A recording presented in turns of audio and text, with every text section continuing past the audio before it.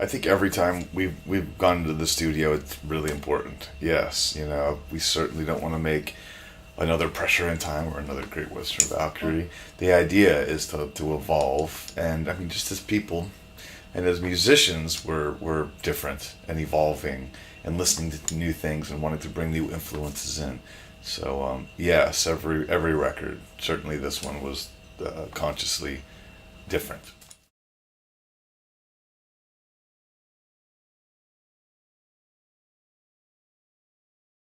Yeah, I do, absolutely. We've been huge advocates and pushing vinyl since the band started. It's really all I listen to at home. So I think it's the funnest way to enjoy music. I have a wonderful setup at home, and I think it's really the sonically the best way to listen to it. Obviously, I still take my phone and it's Yeah. rammed with a gajillion songs, and I appreciate that as well because then I can take whatever 8,000 songs, and I could only carry this many vinyl anyway. Yeah. But yes, I think vinyl's fantastic, and I think it's totally important. It's important that people enjoy it this way because it becomes more almost meditative, right? I don't know if you guys do vinyl or whoever's doing it. When you have the artwork, we take a lot of time for our artwork too, and when you get to enjoy it like this instead of like this, and it's that big, when it's this big in front of you, you get to really enjoy it and read credits or read songs or read whatever you want, like enjoy the piece.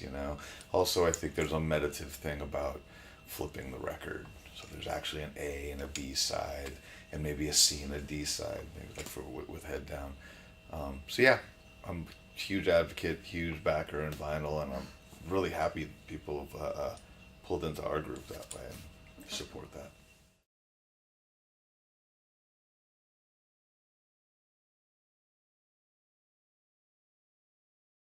Different every time. On well, I mean, I can really just start with Pressure in Time. On Pressure in Time, it says when we did first science at Earache, our label, and kind of just for fun thought, who would we want to work with? This is our debut album. Who in the world would be the most like wow?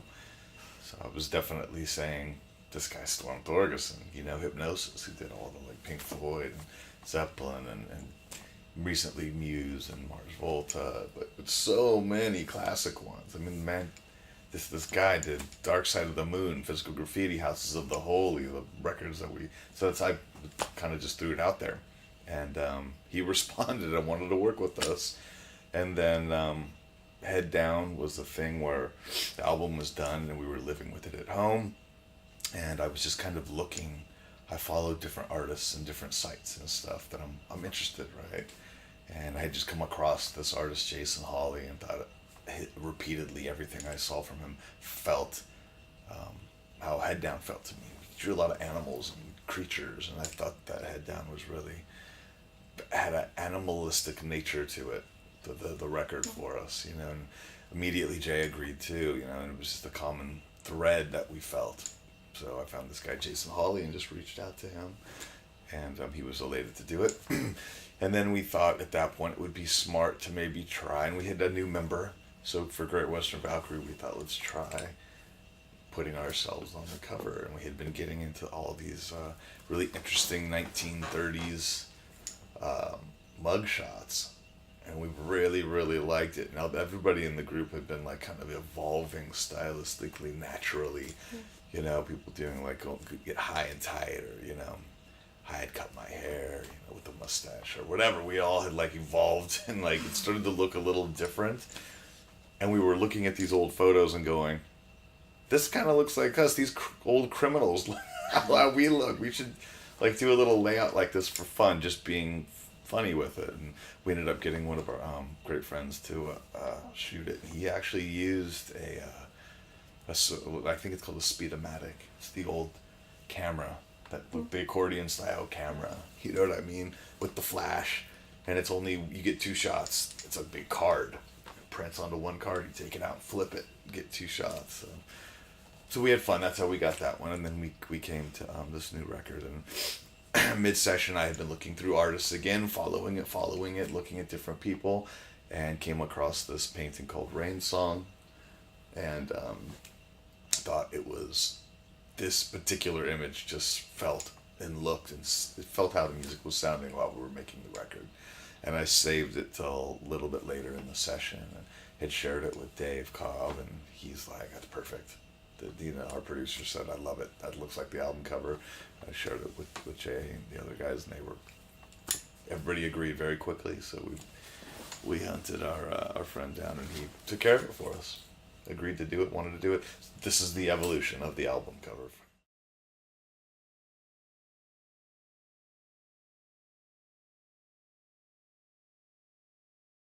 I think we have been touring so much, and we hadn't really tackled a tour and really took the wheel in a certain way, thought about what we wanted people to see and how we wanted them to feel. We've just been playing show after show after show after tour after tour after tour. And this one we really wanted to take the wheel and think about what we would like people to, how they should experience the evening. And we didn't want people just to come out to another rock show and get beat over the head with a couple bands before us, and then we're going to be even louder when we come on, and it's just so much music to take in, and it's hard to find opening acts that can A, do it, B, that everyone's going to like, that even the band will all mutually like. So this time that's what we thought, let's do something different. And my tour manager and good friend Pete Stahl had mentioned, let's really take a hold of this, and it's started throwing some ideas out, and he turned me on to this DJ Howie Pyro that has a radio show called Intoxica Radio Live, and it's great. This Intoxica Radio is like my favorite thing at home. I listen to it, and he's fantastic. So he said, "I know, Howie, maybe we should have the DJ come out." I was immediately, yes, if he'll do it, that sounds great. All he brings is 45s. He just spins 45s, and they're ultra rare. And it's really, really hip. It's unbelievable. I hope you stay tonight, and you'll hear it and go, yeah, the whole playlist is really good. And if you can't, you want to dance the whole time. Yeah. And we play some weird videos and stuff, old burlesque videos. But so that's how that came about, and we thought that needed one more kind of twist. That the evening needed a twist. We didn't want to do a DJ and then a band, because it's the same thing now. So Jay had come up with Derrick Brown, a good friend of his that he's known for a long, long time, and Dave knows him as well, and a great friend of mine now. And we thought that would be interesting, right? Let's do poetry. What makes it even weirder is, where are we? We're in France. How many people are even speaking fluent English? And we just did Spain, and it's like, so this was a weird idea. It's a bit avant-garde, and it's a bit. We're really throwing it out there, but. Honestly, the night has been going inside of the week that we've started it now really great and really magical, and I think people are really feeling it every night. They feel like they're a part of something special, and that's the idea, that you come out and get something different, something you go home with.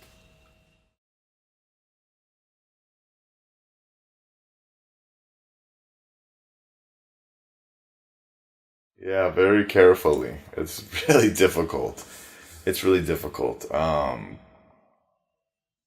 don't even know really how to say. You take the time when you get home.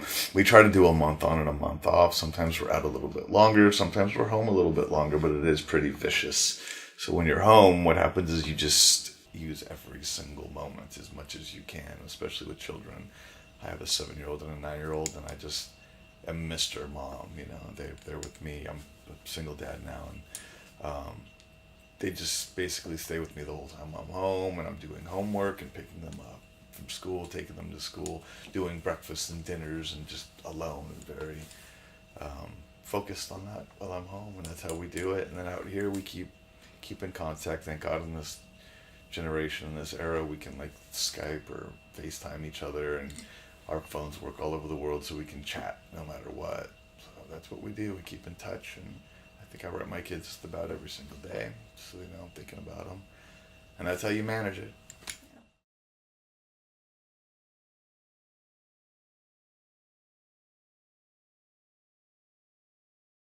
Well, thank you for saying that.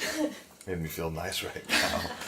It's difficult to keep everything nice and clean and pressed and as it should be, but you just get little methods and stuff. You know, for me, everybody does it different. For me, I have my method and ways to like keep things nice. A lot of times we'll like pick up new things. Like I've got new boots while I was out here in the UK, because we have friends that build these in the UK, so I'll just wait and pick stuff up in the UK. I have suits made for each tour. I have a really fantastic maker and designer in Ray Brown. So I'll only take out a certain set of suits. There'll be like new suits every tour. So I keep them in one little small area, and they're very clean and tidy. And we can dry clean and steam and press and all that stuff too. And that's what we do. A lot of times we'll come to the venue and get to the dressing room and like get things nice and clean and ready for the show.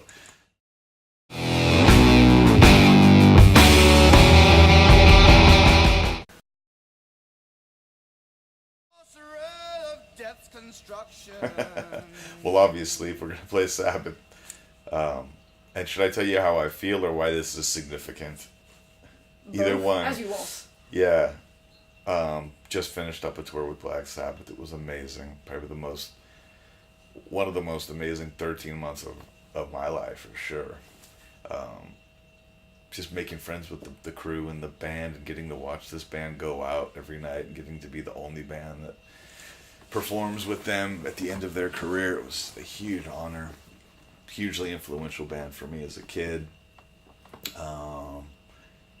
Yeah, it was really badass. That's what I think.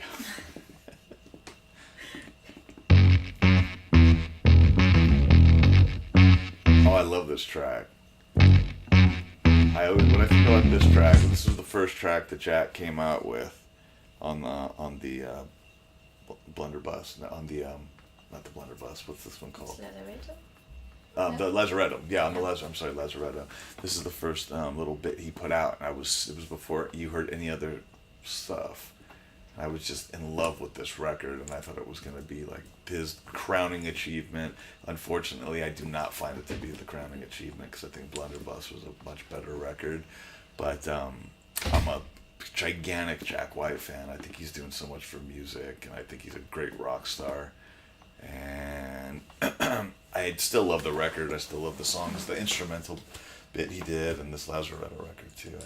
Great artist, one of my faves.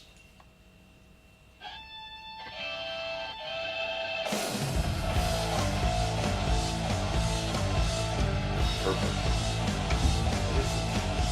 No, it's a very young band. It's called Birth of Joy.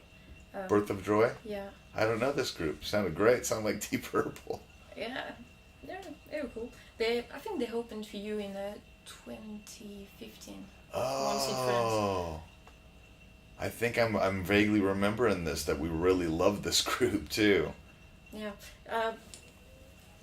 Any idea why I put it that? No. Just for the intro. No, please tell. It's because, they're playing with an electric organ. It's like the main instrument in the band. And you had an electric organ in the last two albums of Rival Sons. So yeah. Why? I mean, there's been piano and keyboard and mellotron and all sorts of little accoutrements on all the records, but it hasn't been. We haven't really been able to afford to take another person on the road. We've started out. I mean, we're in a splitter van, barely making any money, losing money. So there was out of the question that we would add this member in. And on Great Western Valkyrie specifically, we brought our friend Ike Owens in. Rest in peace, Ike Owens. That played with Jack White, coincidentally as well. And he's from Long Beach, but he was out in Nashville when we were there. So we had him do the whole entire record. So keyboard became more prevalent.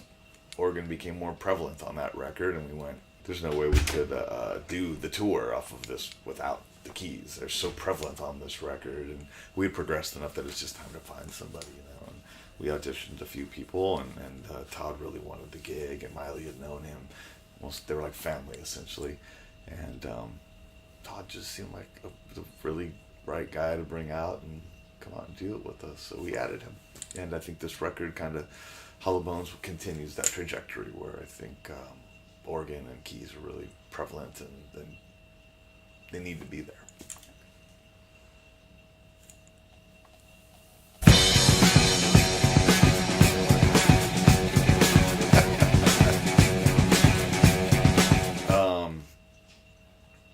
yeah, the band that gets mentioned almost every single time we do anything at all. Even this interview, they're getting mentioned right now. Don't apologize. I'm kidding. Obviously, a huge fan. Had the great opportunity to meet Jimmy since we've been doing the group and talk about records and clothes and a little bit about rock and roll. It was really super exciting for me. I cut my teeth on this band so much. I think every family, if you had a rock and roll family, a music family growing up, especially with rock and roll, I'm Hindu, and in different sects of Hinduism, you have what's like the primary god of worship, right? So we've all heard of Ganesh, or Shiva, or Krishna.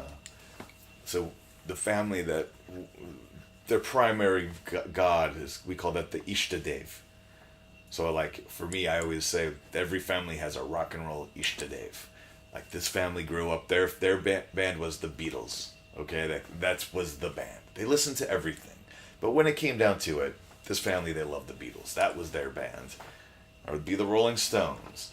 Well, for me and my family, Led Zeppelin was the Ishtadev. This was like the band that my family most took worship to. So, yeah. This music was just so much ingrained into me from such a young age. And I mean, learning guitar, I'm sure I've been through just about every single song Jimmy's ever done. So, very relevant band in my life. And I don't listen to them as much these days, just because I killed myself on it and it was so burned into my brain. But I am getting a little more into it. Just Jimmy did the reissues with the record, so yeah. Speaking of these days, there's another one. So what I'll say about this is obviously the Rolling Stones. One of my favorite non-member slide players. It's Ry Cooder on slide guitar, and this is like one of my favorite Stones slide bits. The other one is on Sticky Fingers on Sister Morphine. Coincidentally, it's Ry Cooder again. So the best slide player the Rolling Stones have is not a Rolling Stone, but Ry Cooder. Also, this was the song from a movie called Performance that Mick Jagger did, where he acted in this movie and played a real devilish kind of, basically plays the devil. It's amazing. The film is weird. The track is amazing.